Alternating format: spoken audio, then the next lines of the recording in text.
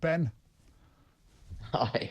Well, that's a very kind introduction, Nick. Thank you. That's okay. It's an old politician's technique that it stops them throwing things at you if you're very nice and generous. We are actually asking, Ben, what makes a good politician. I won't ask you that because I think you're the last person like me who should answer it. But let me ask you about the EU mobility scheme proposal. Cards on the table, Ben. I actually see a lot of merit in a proposal like this. I always felt that controlling our borders was about controlling them, not shutting them. And I would have personally had this in the withdrawal agreement as well, that essentially allows young people, the age to be determined, in my opinion, who can live and work up to a maximum period of 3 or 4 years across the EU, and likewise EU citizens coming here. What say you? Well, the way you put it, it comes across extremely reasonably. But the relationship that we have with the European Union, the United Kingdom has with the European Union, is not one of trust and mutual respect.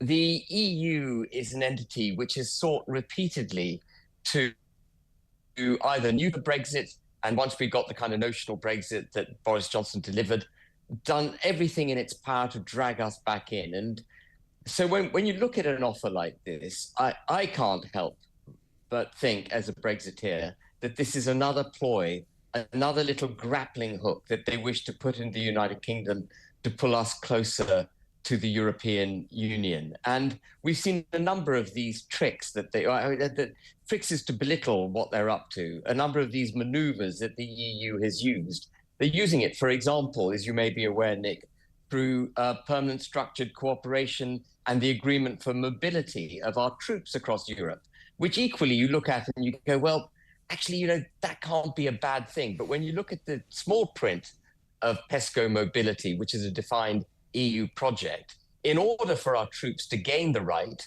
for their protection, by the way, to move across Europe without fetters, we would have to sign up to not objecting to EU foreign policy, for example, and a whole host of other things. And then there was Horizon Europe, where we were invited to join the research program. Again, on the face of it, how can it be wrong for the European Union and the UK to collaborate on research? But when you look at the fine print, it's research into subjects which promote EU political aims, including, for example, the European Defence Fund, which is an EU-based research program for weaponry, and the foundations of which require interoperability of weaponry across Europe. And so you can see where that leads as far as British armed forces are concerned. And I know this is not the question, but I would need to look very carefully at what the terms and conditions are of that freedom of movement of the young people, and whether this is really the genuine friendship. Okay, let's explore that. An offer of friendship. Yeah. Let's explore that, because I think it does worth exploring. I mean, my first reaction when I saw it, I must admit, was cynical as well. I first thought, actually, the Commissioner stepping in here because Britain is seeking to make country-by-country arrangements, and clearly other European countries kind of like the idea as well. And I thought this was just a power grab by the Commission to begin with.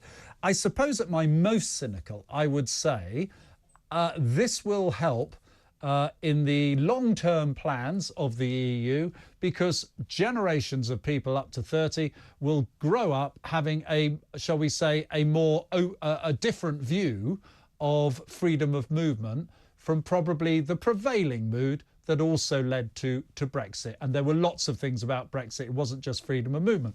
So you could argue that. But when we take it at face value, I think I'm prepared to do that, because there is an economic impact. We clearly cannot get our own population back to work. And in many, many sectors, there will be businesses who'll say, do you know what? I'd love people to come back from Europe and work here. They work hard. They're pleased to be here. I'm not having to go through the mill of huge difficulties of getting some of the British population back to work, evidenced by economic activity. I can't blame British business if it backs this, wouldn't you say? No, I mean, I would absolutely, if you don't mind, Nick, entirely disagree with you on that Please point. do, please do. I think it's letting British business off the hook. Part of the problem that big business, and it's not small businesses here, it's big business that wants cheap imported labor. And the reason they want it is because it's cheap. It prevents them, it doesn't require them, therefore, to automate and upskill their own businesses. They can go on practicing their kind of third world approach to manufacturing and other processes that they've got going because they've got the cheap labor. And it also basically allows our government off the hook in terms of its responsibility to get British citizens into work, make work pay, and develop an aspirational culture in the United Kingdom rather than the dependency one that has been embedded over 25 years of wealth redistribution. Do you mind if I come back on that and just to discuss that point? Please because do. Yeah. I've always said that Tony Blair's open door policy was an incomes policy. It's harmed productivity because employers could always go to cheap labour. What I find more attractive about this, and by the way, I question the 30-year age limit here. I would have thought 25 would actually be young people that I would have had in mind, is at least there is an element of control here. You would still need a visa, although it would be pretty hard to deny it, I suspect, under the agreement. You're also time limiting in this thing. And also, are we really talking anything more than people going into elements of our service sector that probably won't actually automate the sort of people who are going to be working in our high streets where it's all coffee shops, restaurants and so forth? But we've got 6 million people. I know, surviving. But we can't get them back to work, Ben. Look at the furor over Sunak this weekend, just over what he said. Yeah, but it's because he's broken the labour market. The Conservative Party and the Conservative government has broken the labour market, and they've done it by overtaxing work and being, frankly, over-generous on benefits. And it's good to see Rishi Sunak challenging people who've been out of work for a year on mental health issue grounds. We've got 2.8 million people who claim to have mental health issues, which seem not to have been a problem until very recently. And without wishing to impugn the integrity of 2.8 million people, there are bound to be malingerers in there. Well, there's also bound to be people, sorry, Ben, just so I can clarify that point. Yeah. I think in that 2.8 million, there are people that the system is allowing to write off. They have they get the financial support to a degree, but actually work would be good. It would help. Absolutely. Absolutely. And the question is not whether or not these people have legitimate health issues. Frankly, that's not the question. Is can the state go on producing the cash to keep people out of work ad infinitum?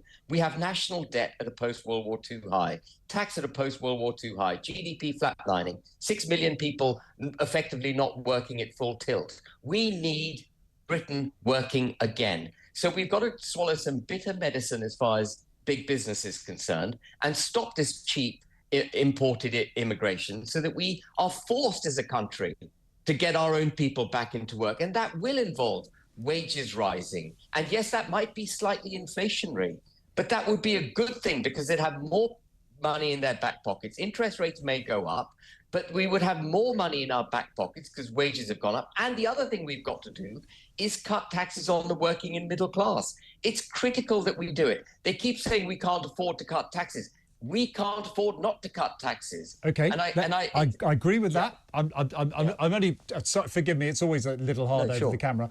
I agree with that point about taxes. You know, in fact, I think you're being a bit lefty there. You're not doing enough on those taxes, Ben. But actually, going back to the other point, I am actually a fan of the minimum wage going up now. I think we'd be taking people out of working tax credits. We would rightly getting people paid fairly for the jobs that they are doing. And I think we would help people. And it might bring people back to work who are economically inactive. But that means we've got to tackle the benefits side of the equation as well, surely. We do. I mean, if you look at benefits, what we spend on benefits as a country, it's about 12 or 13,000 pounds a head on benefits that we spend. And the Exchequer gains about 11,000 pounds per head in income tax from people who work. So the maths is simple. Get people off benefits into work, and there's a 24,000 pound per head benefit for the country immediately. It's huge. So we've got to get that. We've got to get that equation right. The equation is wrong at the moment, and the fact that you're getting more per head on benefits than you would be paying in taxes per head if you came into work tells you how broken the system is. You know, the welfare state should only kick in as a safety net. It's not there as an optional mechanism through which you can, you know, survive and economically exist. That's not what it's meant to be there for. It's meant to pick you up. It's most if you're certainly in not deep a trouble. lifestyle choice, as the Prime Minister It's not a lifestyle. That's was the expression suggesting. I'm looking I think for. that's what you Absolutely. were. Ben, Yeah. I've got to have you back in for an hour at the beginning of my show. Always a pleasure to have you. Thank you for joining us. I'm sorry we didn't quite agree on everything, but that makes the discussion open for more debate with you.